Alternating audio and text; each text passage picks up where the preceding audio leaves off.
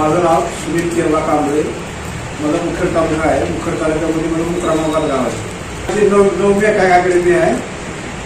कसं आहे, मी बोललो ना, माझं जलसंपदामध्ये सुद्धा झालं होतं मला, पण माझी बॅकलॉग आहे असं होत होतं. सर माझं जलसंपदामध्ये सुद्धा सिलेक्शन झालं होतं. किंवा इथे असायला 6 वर्ष आहे, त्याच्याकडे जावा, चाललं हे कसं विचारावं, ते कसं विचारावं.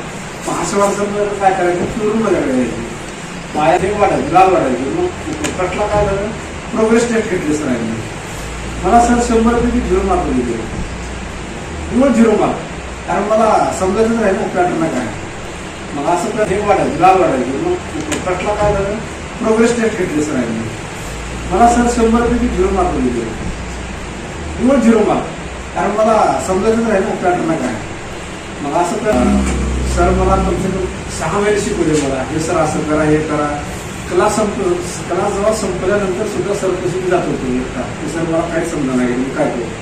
मग असं करत करत करत मग सरांनी मला इतकं हँडल केलं. सरांचं जे वर्कबुक आहे ना, मला आता सुद्धा कुठल्या पेजवर कोणतं प्रश्न आहे मला थोडं पाठवेल.